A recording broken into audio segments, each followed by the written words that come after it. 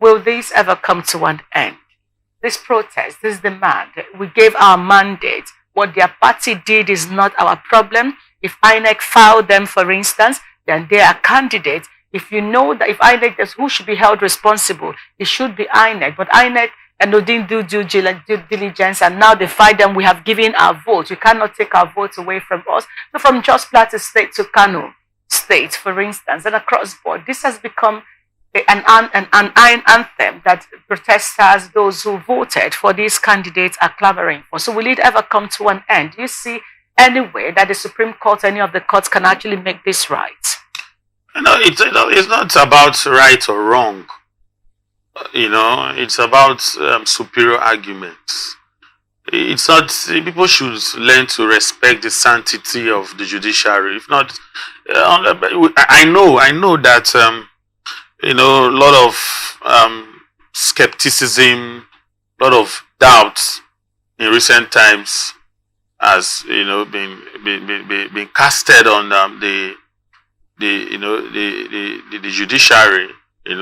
Judges have been called out by people. But then again, we should also know that court cases are not won by emotional agitations. You don't begin to hold rallies. You don't begin to agitate in the streets, or on the streets rather, for judgments to come in your favor. Judges, they listen to arguments presented by lawyers representing the parties, and in their wisdom, they come up with their judgments. It doesn't matter how the people feel about it, sadly so. I think the issue borders around the internal wranglings in the party and in the build-up to the elections. I'm talking about the primaries and how the court order came stopping certain things, certain actions, from going through. And unfortunately for Governor Mutswang, I'm sure he didn't know that some of these mistakes in the past would come to present itself in the future. So the people may have overwhelmingly supported this man, and he has won the election, but the foundation, it's popularly said that you cannot build something on nothing and expect it to stand. That's like what happened in Bayelsa State a couple of years back. People voted for David Leon. He won the elections. But when, litigations, when it started, certain things were brought before the courts.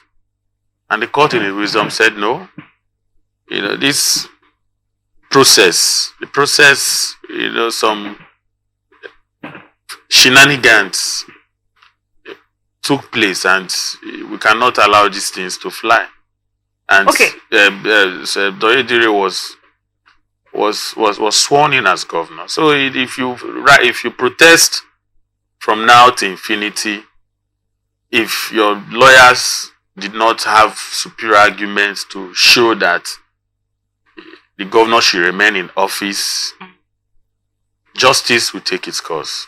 Now, here is a disturbing thing why I said, would this ever come to an end, is that electoral, post-election issues seem to be a major concern in today's Nigeria. That's because every time you look around you, these things drag on and on and on. And in the end, we've been fighting voter apathy in this country for as long as it takes. But it seems like every election year seems to create a bigger ditch for people who wouldn't want to cross over because of the past experience.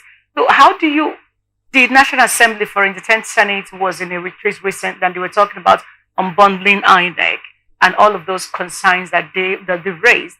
If a lot of persons have also said, can we look back at saying all electoral post-election cases should be resolved before candidates are sworn in and all of that? Do you think any of this could go away to mitigate all of this unfolding?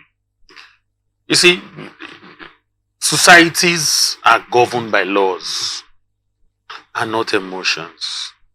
Now, whatever that is needed to navigate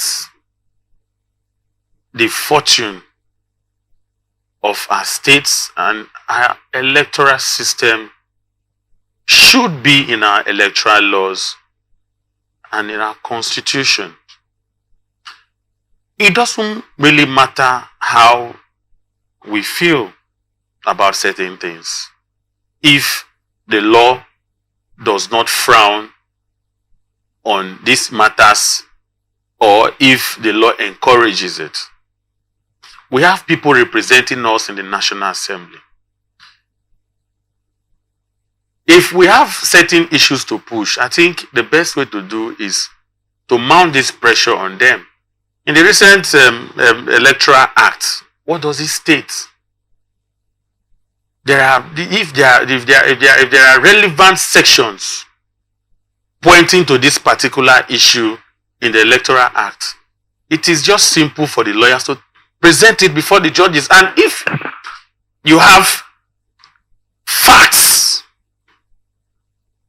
tangible facts like this, these are the things that will aid you. So even if we say today that post-election issues should be exhausted completely